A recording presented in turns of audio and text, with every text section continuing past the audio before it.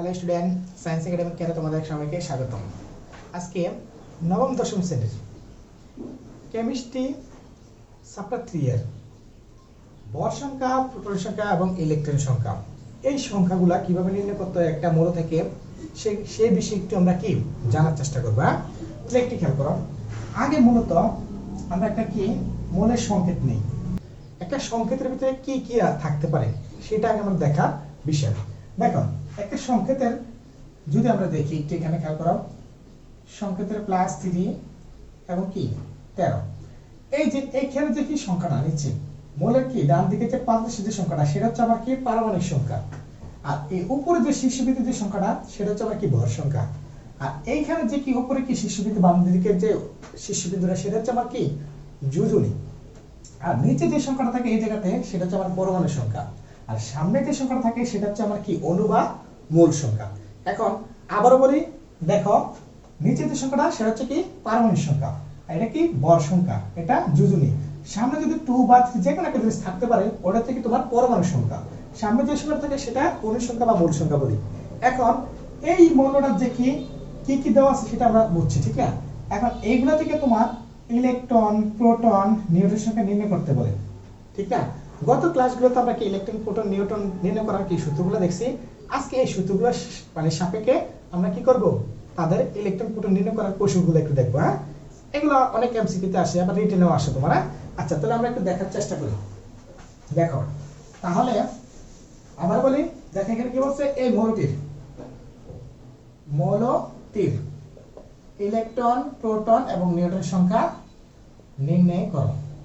সংখ্যা কি করো, নির্ণয় করো। মনোযোগ দাও একটু। আচ্ছা, তাহলে এখন দেওয়া আছে বলে আমরা যদি লিখি, দেওয়া আছে x মৌলটির পারমাণবিক সংখ্যা, কি সংখ্যা? পারমাণবিক সংখ্যা।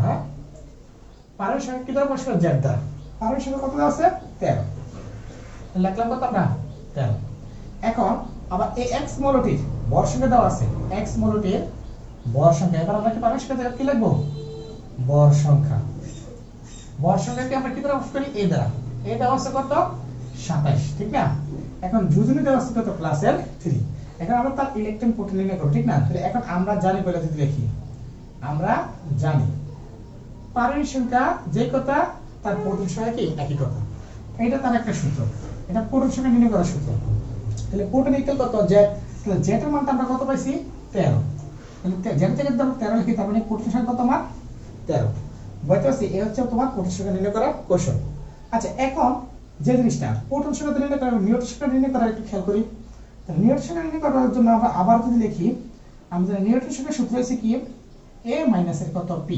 তাহলে নিউটন n দ্বারা বুঝাইতেছি আমি কি নিউটন, a দ্বারা বুঝাইতেছি ভর সংখ্যা, p দ্বারা প্রোটন সংখ্যা। তাহলে নিউটন সংখ্যা বের করতে গেলে আমরা কি পারমাণবিক ভর মানে ভর সংখ্যা থেকে প্রোটন সংখ্যাটা কি বিয়োগ করলে যে সংখ্যা পাওয়া যায় সেটা হচ্ছে আমার কি নিউটন সংখ্যা।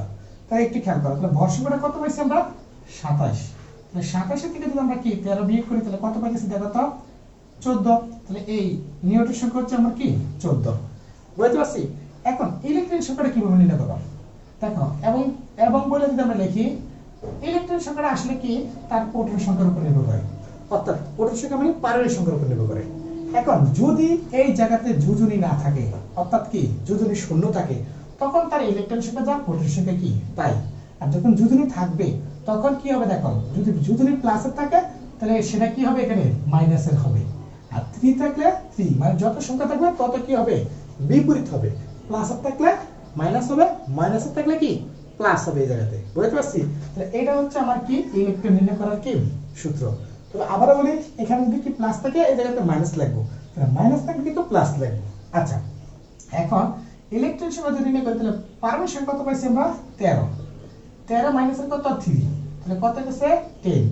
এটা হচ্ছে আমার কি ইলেকট্রন সংখ্যা। তাহলে সুতরাং আমি বলতে পারি, সুতরাং হ্যাঁ x মৌলটির কি মৌলটির? x মৌলটির ইলেকট্রন সংখ্যা কত পাইছি? 10, ঠিক আছে? তাহলে আমরা এই সমান লিখতে পারি e ইকুয়াল কত? 10।